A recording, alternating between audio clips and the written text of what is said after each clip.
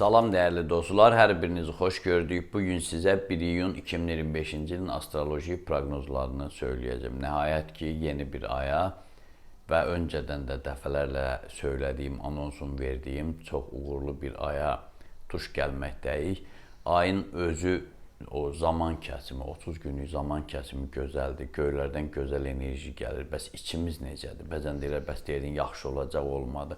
Deməli, içimizi də gözəlləşdirməliyik ki, həm rəng olsun, bir balans yaransın, uyğunluq, uzlaşma olsun ki, üst-üstə düşsün. Amma içimizdə kin, küdurət, nifrət varsa, negativ duyğular varsa, ətraf nə qədər gözəl olsa da biz onu gözəl görə bilməyəcəyik. Ona görə də içimizi gözəlləşdirməkdir. Oradan da əsas biz planetar quruluşun təsir mexanizminə baxırıq. Çox uğurlu, gözəl aydır.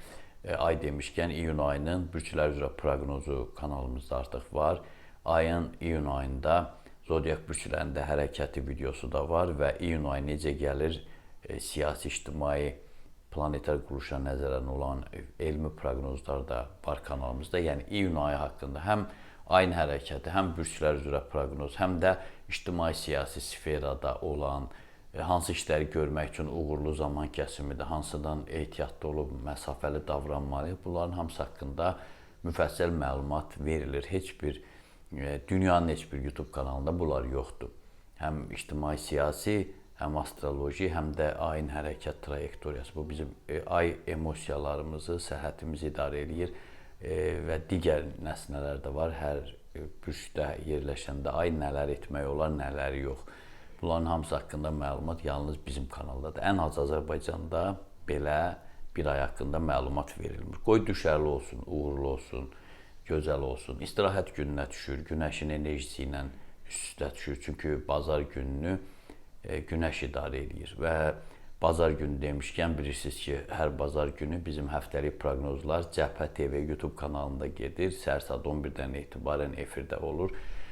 Ona da baxıb həftəlik proqnozlarınızı, planlarınızı ona uyğunlaşdıra bilərsiniz. Üstəlik də bazar günü, hər bazar axşam saat 9-da bizim Ruhumuzun Şəfası adlı veriliş efirdə olur. Ona da baxın, qoy ruhunuz şəfalansın. O iç dünyanızda, girişdə dediyim kimi, başlanğıcda söylədiyim kimi içimizdə olan neqativləri təmizlənməyə kömək etmək olar. Psixoqamma Psixologiya Akademiyasının direktoru, ondan sonra psixologiya üzrə fəlsəfə doktoru, dosent Limonət Əmrahlı çox gözəl bir çıxış eləyib. Düşünürəm ki, bu axşam ona rahat baxa bilərsiniz, çox şeyi öyrənə bilərsiniz. Özdə başqalarından fərqli olaraq bu dəfə biz sırf uğura çatmağın asan yolundan, xoşbəxtlik, belə deyim, o sindromunun inkişafından, insanlarda sevginin aşılanmasından danışmışıq. Yəni, şikayət, giley-güzar yoxdur. Çıxış yolları var. Düşünürəm ki, buna baxıb xeyli məmnun qalacaqsınız. Və keçək günün proqnozlarına. Dediyim kimi, ayın ilk günüdür. Çalışaq eləyək ki, bu zaman kəsiminin ilk günü, bu istirahət günündə hər şey gözəl olsun. İçimiz gözəl olsa, ətraf onsuz da gözəldir. Allahın yaratdığı hər şey gözəldir. İnsanlar belə gözəldir. Qalır biz içimizdəki o fikirlərdən, negativ fikirlərdən uzaqlaşmağımız. Görək, bəs ayrı-ayrı zodiak işarələri üçün mənzərə necədir? Dinləyək. Qoç bürcü. Nə qədər çətin olsa da bu təqvimi təmkinlə başa vurmalısınız. Əks təqdirdə qarşıdakı 10 günlük üçün nəzərdə tutduğunuz mühüm planlarınızın reallaşmağı xeyli çətinləşə bilər. Boğa bürcü. İxtiyarınızda olan bu gündə işləriniz çox olacaq, baxmayaraq ki, bazardır. Bu səbəbdən də iki tərəfli əməkdaşlığa başlamağa dəyər, ən azı söhbət istiqamətində. Əmin olun ki, bu bazar günündə əziyyətlərinizin bəhrəsini mütləq görəcəksiniz. Əkizlər bürcü, bütün gücünüzü özünüzü tanıtmağa yönəldin. Ətrafınızda çoxu sizi olduğu kimi qəbul edə bilmir, tanımır. Deməli, gecikməmək üçün indidən elə bizim proqnoz eşitdiyiniz andan hərəkətə keçin. Riskdən, tərəddüddən uzaq olun, çünki zaman xeyrinizədir. Xərçəng bürcü. Maraqlı insanlarla rastlaşacağınıza inana bilərsiniz. Ola bilsin ki, həmin şəxslər perspektivlərinizin reallaşmasına yardımcı olsun. Ünsiyyətdə acıdil və qərəzli olmayın ki, hər şey öz axarında cərəyan eləsin. Şir bürcü. Kifayət qədər sürprizli vaxtı.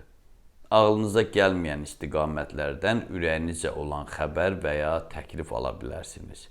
Fəaliyyətlə əlaqəli olmasa, heç bir uzaq səfərə çıxmayın. Yəni, iş istiqamətli olmasa, getməyə elə də lüzum yoxdur. Qız bürcü. Maliyyə problemləriniz qabarmaqdadır. Lakin narahat olmağa dəyməz. Çünki qarşıda duran bu ayda, iyun ayında bütün bu kimi çətinlikləriniz maliyyə istiqamətində aradan qalxacaq. Yəqin ki, bizim aylıq proqnozları da dinləmişsiniz. Oradan da iyun ayı üçün nələrsə götürə bilərsiniz. Nahardan sonra uzaq səfərə çıxmaq uğurludur. Tərəzi bürcü. Təzadlı ərəfəyə təsadüf edən bu günü bir qədər mübahisəli şəkildə keçirəcəyiniz gözlənilir. Odur ki, özünüzü ələ almalı, insanlarla ünsiyyətinizi kifayət qədər məhdudlaşdırmalısınız. Və sizə tövsiyə eləyərdim, girişə bəlkə də baxmayıb, birbaşa öz bürcünüzə baxırsınız. Girişdə dedim, bu axşam ruhumuzun şəfası verilişi var. Sanki məhz sizin üçün olacaq. Axşam saat 9-da başlayır, bazar, yəni iyunun 1-də. Bir gün öncədən paylaşıram, bəlkə deyirəm, çaşdırar sizi. Bugün iyunun 1-də, axşam saat 9-da ruhumuzun şəfası verilişi sanki sizin formalaşmağınız üçün çəkilib. Bax, ona mütləq baxın.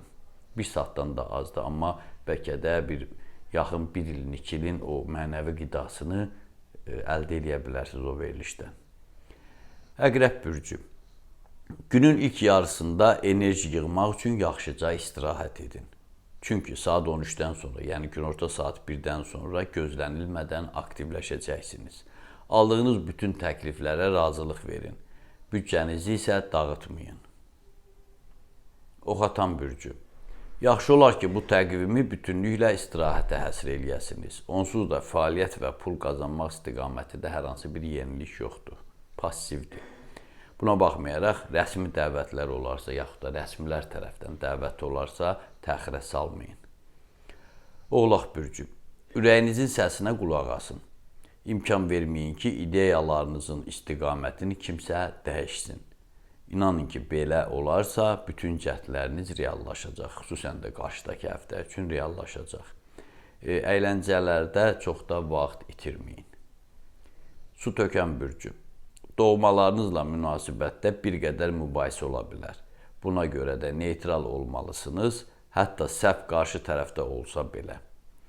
Saat 16-19 aralığında, yəni 4-7 aralığında hər mənada ehtiyatlı olun. Balıqlar bürcü. O qədər də aktiv gün deyil. Təbii ki, bazar günü elə bir çox vaxt aktivlik olmur.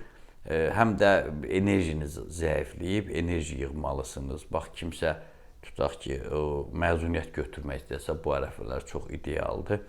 Bir neçə gün toparlanmalısınız. Enerjinizi artırmalısınız. Ətrafınızda olan o baş ağrıdan adamlardan təcrid olunmalısınız. Yalnız xilasınız bundadır.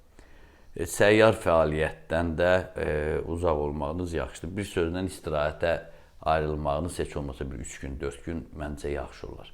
Məndən də bu qədər. Diqqətinizə görə sağ olun. Kanalımıza abunə olmağı, bəyənməyi, paylaşmağı, təbliğ eləməyi, canlı yayımlarımıza, aylıq, illik proqnozlarımıza baxmağı unutmayın. Onu da unutmayın ki, Tanrı ulduzlardan daha yüksəkdə durur.